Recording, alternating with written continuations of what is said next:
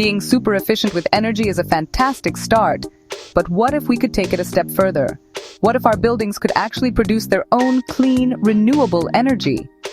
This is the next level of green building, and honestly, it's one of the most exciting frontiers in our fight against climate change. Instead of just reducing our demand for energy from the fossil fuel-powered grid, we can turn our buildings into miniature power plants. By harnessing the natural, abundant energy from the sun, the wind, and even the ground beneath our feet, we can power our lives with zero carbon emissions. This is truly revolutionary. The most common and recognizable form of on-site renewable energy is solar power. You've probably seen them, sleek, dark solar panels installed on the roofs of houses and businesses. These are photovoltaic, or PV panels, and they perform a bit of scientific magic. They are made of special materials, usually silicon, that can convert sunlight directly into electricity. When photons from the sun strike the panel, they knock electrons loose, creating an electric current. This clean electricity can then be used to power the lights, computers, and everything else inside the building. On a sunny day, a building can produce all the power it needs, and maybe even have extra to send back to the grid. Beyond solar panels on the roof, there are other amazing ways to tap into nature's power. For very large buildings or campuses, you might see a wind turbine. These work just like the giant wind farms you see in the countryside, but on a smaller scale. The wind spins the blades, which turns a generator and creates electricity. Another incredible technology is geothermal energy. This system uses the fact that a few feet underground, the Earth stays at a relatively constant temperature all year round. In the winter, a geothermal heat pump can pull heat from the ground to warm the building. In the summer, it can do the opposite, pulling heat out of the building and transferring it into the cooler ground. By combining these renewable energy systems with top-notch energy efficiency, we can create what are known as net-zero energy buildings. This is the ultimate goal. A net-zero building produces as much clean energy over the course of a year as it consumes from the grid. Some buildings are even net positive, meaning they generate more clean energy than they use, becoming a source of power for their neighbors. This transforms our buildings from being part of the climate problem to being a core part of the solution. They become active, productive members of a cleaner, more resilient energy system. Energy isn't the only resource that green buildings are designed to save. They also focus heavily on conserving water, which is, honestly, one of our planet's most limited and precious resources. In many parts of the world, clean, fresh water is becoming increasingly scarce due to climate change, population growth, and pollution.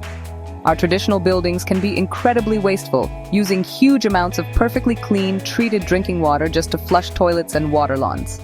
A green building takes a much smarter approach, aiming to reduce water consumption both inside and outside the building. Every drop counts. Inside the building, the strategy is similar to energy efficiency use high-performance fixtures that get the job done with less. This means installing low-flow toilets, faucets, and shower heads.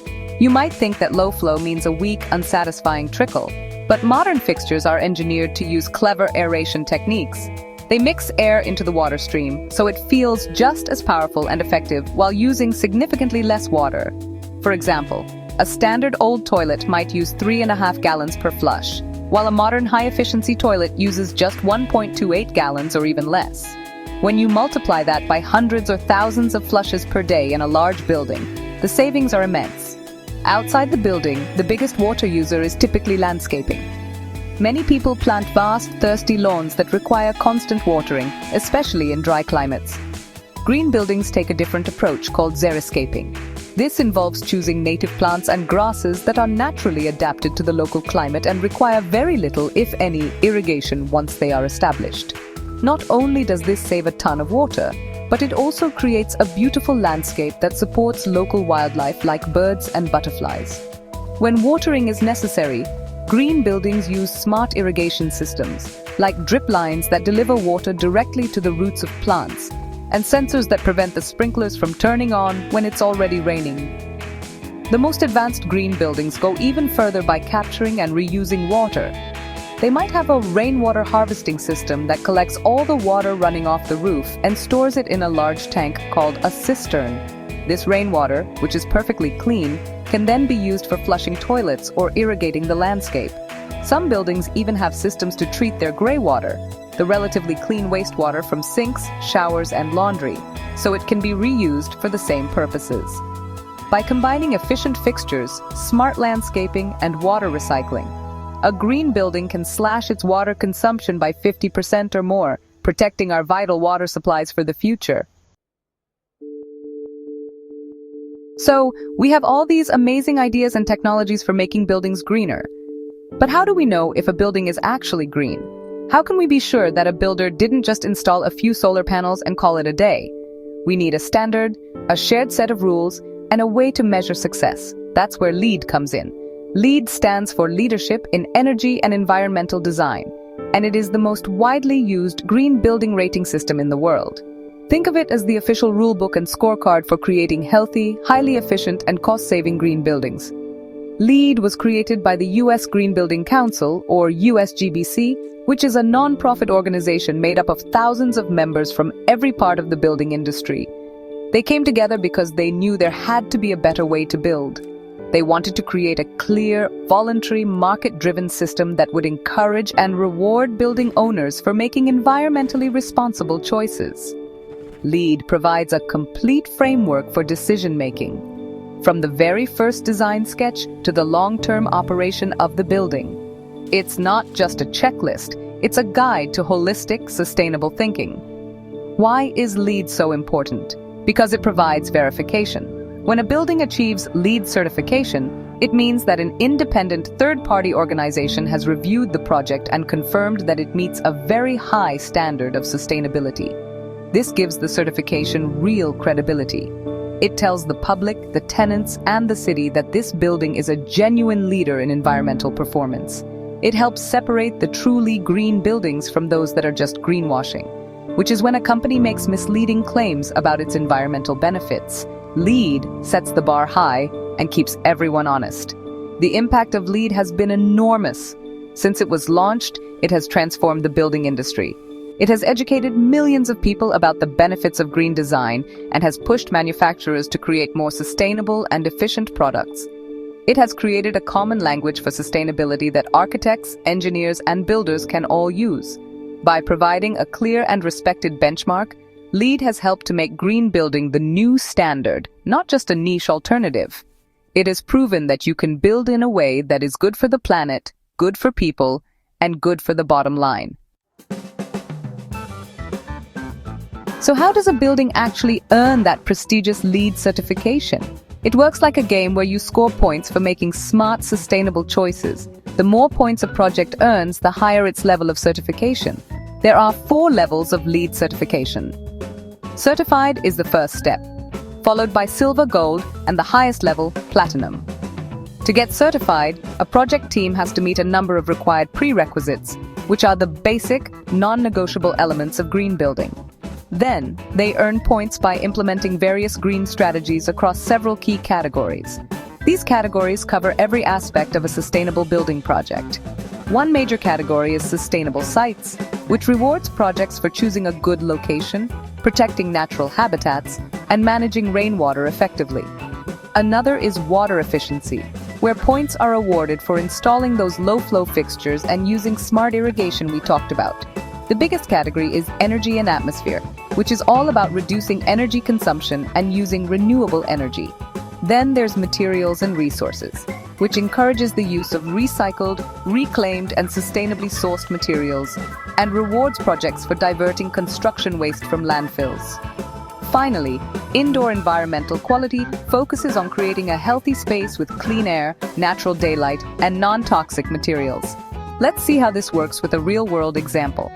Imagine an architect is designing a new office building.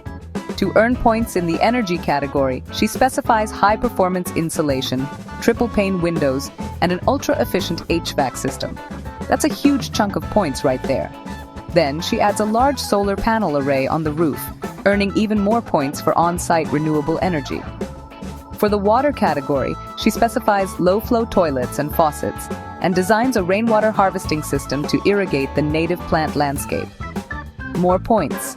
She also makes sure to use paints and carpets that are certified to have low levels of volatile organic compounds, or VOCs, earning points for a healthy indoor environment. Each one of these smart choices adds to the project's total score. The project team carefully documents every decision and submits the evidence to the Green Building Certification Inc. or GBCI, which is the organization that handles the third-party verification for LEED. If the project earns enough points, it achieves certification. This point-based system is brilliant because it's flexible. It allows different types of projects in different climates to choose the strategies that make the most sense for them. The goal is always the same: to create a better building. The path to get there can be tailored to fit the project's specific needs and goals. As we look to the future, it's clear that the challenges facing our planet, like climate change and resource scarcity, are immense. But it's also clear that we have the tools and the knowledge to meet these challenges head-on. Green buildings, guided by frameworks like LEED, are not just a nice idea, they are an essential part of the solution. They represent a powerful and positive shift in how we interact with our environment. Every time a new green school, office, or home is built, it's a step in the right direction. It's a tangible piece of a cleaner, healthier, and more sustainable future being built right before our eyes. The benefits of this shift are felt by everyone. For the planet, green buildings mean less carbon in the atmosphere, cleaner air, and more preserved natural resources. For building owners and businesses, they mean lower operating costs from energy and water savings, which makes good financial sense. For the people who live and work inside them, they mean a healthier, more comfortable, and more productive environment. Studies have shown that students get better test scores in green schools, and workers are more productive in green offices. This isn't just about saving the planet, it's about creating better places for people to thrive. The momentum is growing. What started as a niche movement has now become a global phenomenon. All around the world, governments, corporations, and communities are embracing the principles of green building. But to keep this momentum going, we need everyone to get involved. You have a voice in this. You can be an advocate for change in your own community. You can ask your local school board if they are considering green design for the next renovation. You can encourage your local government to adopt policies that support and incentivize LEED certification for new construction projects. You can choose to support businesses that operate out of green buildings. The future is not something that just happens to us. It is something we build together. The choices we make today, the materials we choose, the energy we use, the buildings we create, will shape the world for generations to come. We have the science, we have the technology, and we have the roadmap. Now we just need the collective will to act.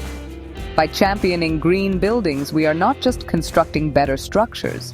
We are laying the foundation for a more prosperous, equitable, and sustainable world. So let's get to work and build that future, one green brick at a time.